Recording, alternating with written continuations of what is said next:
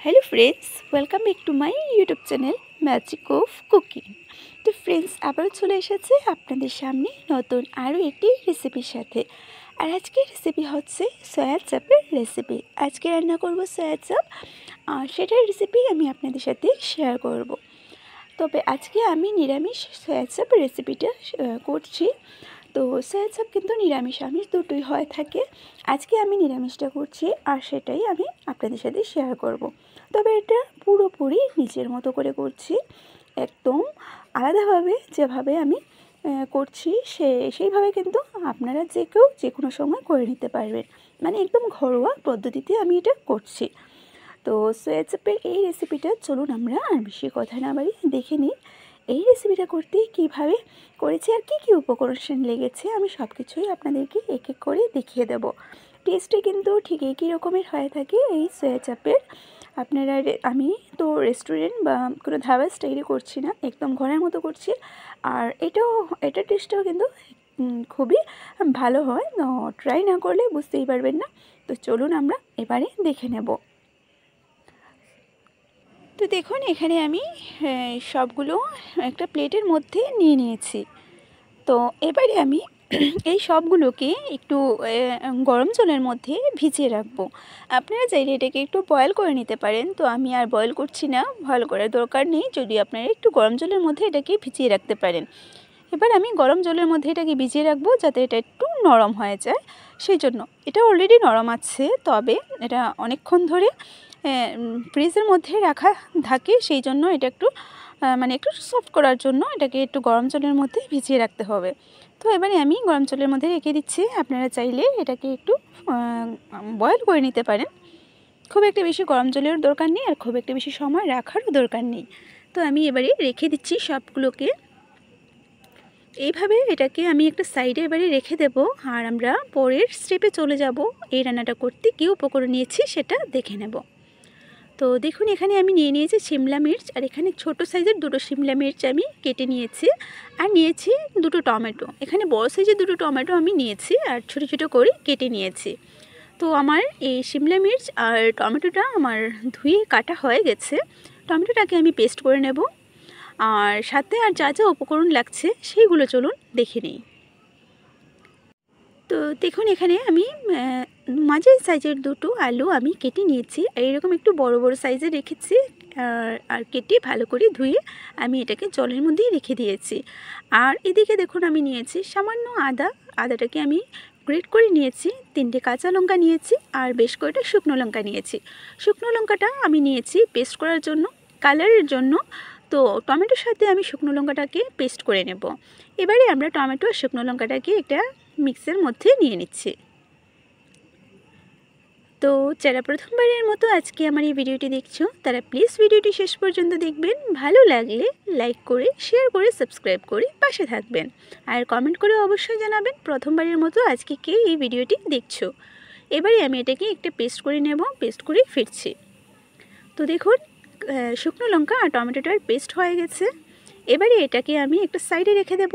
আর ওইদিকে যে আমরা ভিজিয়ে রেখেছিলাম সয়া চাপ, সেটাকে আমরা এবারে জল থেকে তুলে নেব। তো 2 মিনিটের মতন আমি এটাকে রেখেছি, খুব একটা বেশি সময় রাখিনি আর রাখার দরকারই পড়ছে না।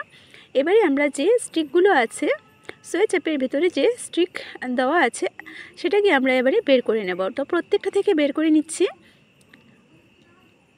প্রত্যেকটা থেকে আমরা বের করে তারপরে আমি আপনাদেরকে দেখাচ্ছি। তবে একটা প্লেটের মধ্যে এবারে আমি নিয়ে নেব। দেখুন জলটা খুব ভালো করে ছড়িয়ে নিয়েছি, একটা প্লেটের মধ্যে রেখে দিয়েছি। এবারে স্টিকগুলোকে ছাড়িয়ে নিচ্ছি। তো স্টিকগুলো ছাড়ানো হয়ে গেছে। এবারে আমি এই সবগুলোকে ছোট ছোট পিস করে কেটে নেব। তো আমি কিন্তু পিসগুলো আমার পছন্দ মতো করছি, আর আপনারা আপনাদের পছন্দ মতো করে নেবেন। তো এখানে অনেকটা আছে, আমি একটা সাইডে করে নিচ্ছি। সাইডে করে এবারে এক এক করে কেটে নেব। তো দেখুন এটা কাটা কিন্তু খুবই সহজ, আর এটা খুব সুন্দরভাবে কাটা হয়ে যায়, অনেক নরম এটা। দেখুন আমি কিন্তু খুব সুন্দরভাবে এটাকে কেটে নিতে পারছি। তো আমি যেহেতু এটা নিরামিষ করছি তাই পেঁয়াজ রসুন আমি ইউজ করছি না। আপনারা যদি এটা আমিষ করে থাকেন পেঁয়াজ রসুন ইউজ করবেন। আর দেখুন এটা কতটা সফট, আর এটার মধ্যে যে লেয়ারটা আছে দেখতেই পাচ্ছেন অনেক বড় মোটা লেয়ার। তো সেটা আমাদের ভাজা করার সময় আমাদেরকে এটা ফলো করতে হবে, এটা মাথায় রাখতে হবে যে এটার অনেকটা লেয়ার, তো এটা ভাজা করতে একটু সময় লাগবে। আর এটা ভাজা করার সময় কিন্তু অনেকটাই ফুলে যাবে। যে সাইজে আমি এবারে এগুলোকে কাটছি সেটা থেকে কিন্তু একটু ফুলে একটু বড় হয়ে যাবে। তো সেটা আমরা আগে দেখব। আর এবারে আমি সবগুলোকে এই রকম করে কেটে নিচ্ছি। দেখুন, তো প্রত্যেকটা এইভাবে কেটে নিচ্ছি। আর আমি নিরামিষ যে সয়া চাপের রেসিপিটা করছি বা নিজের মতো করে করছি, আশা করি আপনাদের সবারই ভালো লাগবে। ভিডিওটি শেষ পর্যন্ত দেখতে থাকুন। তো সবগুলো কিন্তু আমার রেডি হয়ে গেছে, আমি দেখুন কেটে রেডি করে নিয়েছি। এবারে ভেজে নিতে হবে। আর ভাজার জন্য আমি অন্যদিকে কড়াইটা বসিয়ে দিয়েছি গরম হতে। কড়াইটাকে ভালো করে গরম করে এবারে দিয়ে দেব আমি এখানে সর্ষের তেল। আমি পুরো রান্নাটা সর্ষের তেলেই করছি, আপনারা চাইলে কিন্তু এখানে সাদা তেল ইউজ করতে পারেন। আর যেহেতু আমি ঘরোয়া পদ্ধতিতে করছি তাই এখানে আমি কোনো রকমের বাটার বা দই ইউজ করছি না। তবে আপনারা চাইলে বাটার দই দুটো দিয়ে এটা করতে পারেন। সয়া চাপের রেসিপি আপনারা দেখতে পারবেন এই বাটার বা দই দুটোই দিয়ে করা হয়। তো সেটা হচ্ছে ধাবা বা রেস্টুরেন্ট স্টাইলে হয়। আমি যেহেতু ঘরোয়া পদ্ধতিতে করছি তাই এখানে এই দুটো উপকরণ ইউজ করছি না। তো দেখুন আমি কিভাবে করছি। তেলটা ভালো করে গরম হওয়ার পর আমি প্রথম বেচে বেশ কয়েক টুকরো দিয়ে দিলাম। আর এখানে আমি নুন হলুদের গুঁড়ো কিছুই দেব না, শুধু শুধু এটাকে তেলের মধ্যে ভাজবো।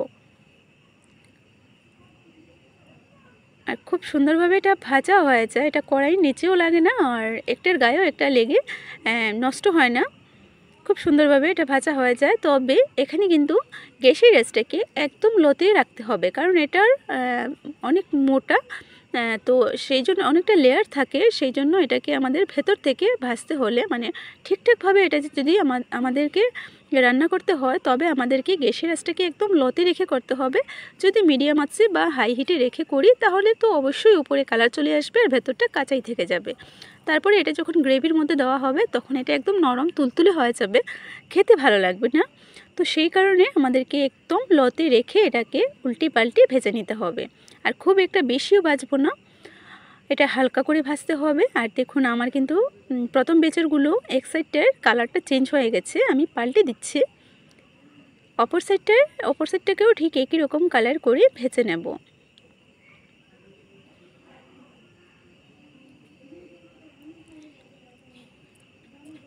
তো দেখতেই পাচ্ছেন আমার কিন্তু প্রথম বেচেরগুলো অলরেডি ভাজা হয়ে গেছে। দেখুন আমি উল্টে পাল্টে ভেজে নিয়েছি আর অনেকটাই ফুলেছে, সেটাই আপনারা দেখতেই পাচ্ছেন। ব্যাস এবারে এখানে কিন্তু আমি এগুলোকে তেল ঝরিয়ে তুলে নেব। একদম সহজ এটা ভাজা করা, খুব সহজেই এটা ভাজা হয়ে যায়। এবারে তুলে নেব। ব্যাস একই পদ্ধতিতে বাকিগুলোকে এবারে ভেজে নেব। তবে এখানে কিন্তু তেলের পরিমাণটা আপনারা যে পরিমাণে তেল দেবেন সেই পরিমাণে সেটা বুঝে কিন্তু এখানে দিয়ে দেবেন। খুব একটু বেশি একসাথে দেবেন না, না হলে এক সাইড হবে এক সাইড ভাজা হবে না। আমি কিন্তু পরের বেচে বাকিগুলো দিয়ে দিয়েছি। এবারে উল্টে পাল্টে লাল করে আমি ভেজে তুলে নেব। তো দেখুন আমি সবগুলোকে ভেজে নিয়েছি। সবগুলো ভেজে আমি একটা থালার মধ্যে নিয়ে নিয়েছি আর দেখতে কতটা লোভনীয় লাগছে। এবারে আমরা রান্নাটা শুরু করব। তো প্রথমে আলুগুলোকে এবারে ভেজে নেব।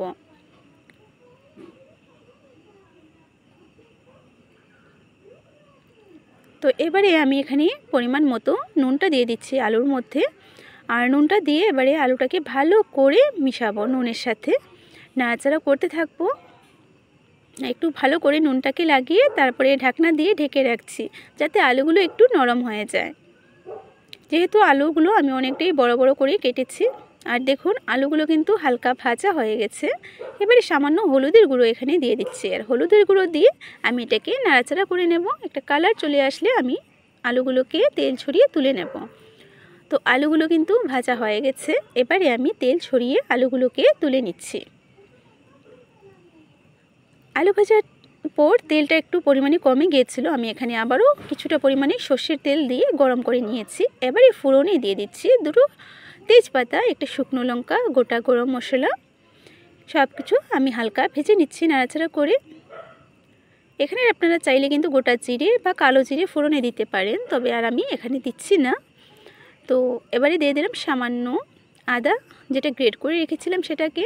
আদাটা হালকা ভেজে নেব কাঁচা ভাবটা যাওয়া পর্যন্ত। আদাটা ভাজা হওয়ার পর এবারে কিন্তু এখানে আমি ভেজে রাখা আলুগুলোকে দিয়ে দেব। তো ভেজে রাখা আলুগুলোকে দিয়ে দিচ্ছি।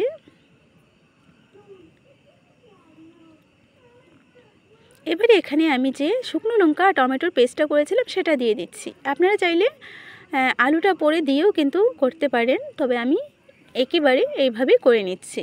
এবারে আমি টমেটোর পেস্টটাকে ভালো করে ভাজবো, খুব ভালো করে এটাকে ভেজে নিতে হবে। আর গ্যাসের আঁচটাকে এবারে আমি লো টু মিডিয়াম আঁচে করেই রান্নাটা করছি। একটু সময় নিয়ে এটাকে আমাকে ভালো করে কষাতে হবে। আর দেখুন টমেটোটা কিন্তু আমি খুব ভালো করে কষিয়ে নিয়েছি, ভেজে নিয়েছি। এবারে এখানে আমি শুকনো মশলা ইউজ করে নেব। হলুদের গুঁড়ো পরিমাণ মতো, লঙ্কা গুঁড়োটা দিয়ে দেবো, জালটা আপনারা বুঝে দিয়ে দেবেন। আমি এখানে কিন্তু শুকনো লঙ্কা দিয়েছি পেস্টের মধ্যে, সেই জন্য এখানে লঙ্কা গুঁড়োর পরিমাণটা একটু কমে দিয়েছি। আর দিয়ে দিলাম ধনে গুঁড়ো, আর দিয়ে দেবো জিরে বাটা। তো সব মশলা পরিমাণ বুঝে দিয়ে দিলাম। এবারে অল্প জল দিয়ে আমি মশলাটাকে এবারে কষিয়ে নেব।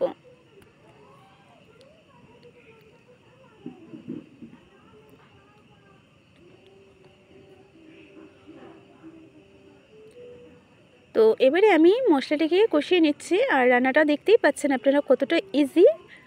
তো দেখুন মশলাটা কিন্তু কষানো হয়ে গেছে। দেখুন ভালো করে মশলাটা আমি কষিয়ে নিলাম।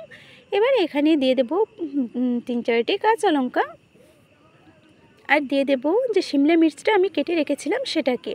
এবার শিমলা মির্চটা দিয়ে আমি আবারও মশলাটাকে ভালো করে একবার কষিয়ে নেব। সব কিছুর সাথে আমি ভালো করে এটাকে এবারে নাড়াচাড়া করব। একটু সময় নিয়ে এটাকে এভাবেই আমি নাড়াচাড়া করতে থাকব।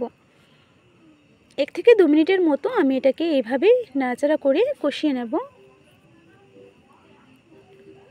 আর দেখুন মশলার কালারটা দেখুন কতটা সুন্দর এসেছে। আর আমার কিন্তু খুব ভালো করে মেশানোটা হয়ে গেছে মশলাটাকে।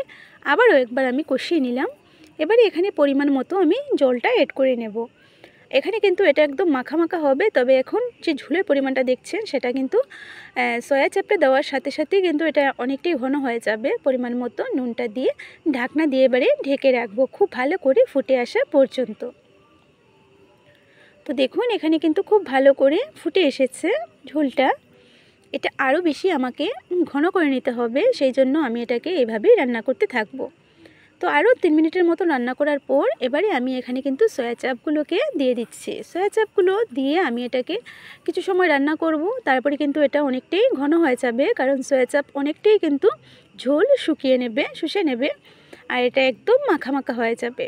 তো সমস্ত সয়া চাপগুলো ভেজে রাখা আমি দিয়ে দিলাম, ভালো করে মিশিয়ে নিয়েছি। আর আমি কিন্তু এবারে একটা ঢাকনা দিয়ে এটাকে ঢেকে রাখবো।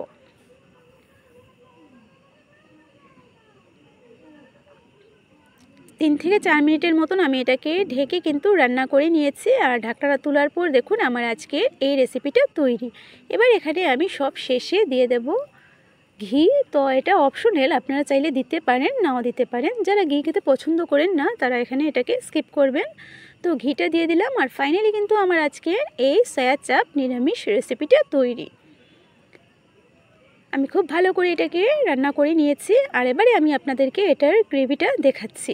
এটা কতটা দেখুন কতটা পরিমাণে আমি গ্রেভি দিয়েছিলাম আর কতটা হয়েছে। এটা নামানোর পর আরও বেশি ঘন হয়ে যাবে, আরও বেশি মাখা মাখা হয়ে যাবে ঠান্ডা হওয়ার পর। তো এই অবস্থায় দেখুন এটার ঘনত্বটা। আর আমার আজকের এই রেসিপিটাও তৈরি। কতটা লোভনীয় মনে হচ্ছে দেখুন। তো এটা কিন্তু আপনারা ভাত, রুটি, পরোটার সাথে কিন্তু এটা পরিবেশন করতে পারবেন। তো তৈরি হয়ে গেল আমার আজকে এই সয়া চাপ রেসিপিটা। এবারে কিন্তু আমি গ্যাসটাকে অফ করে দেব।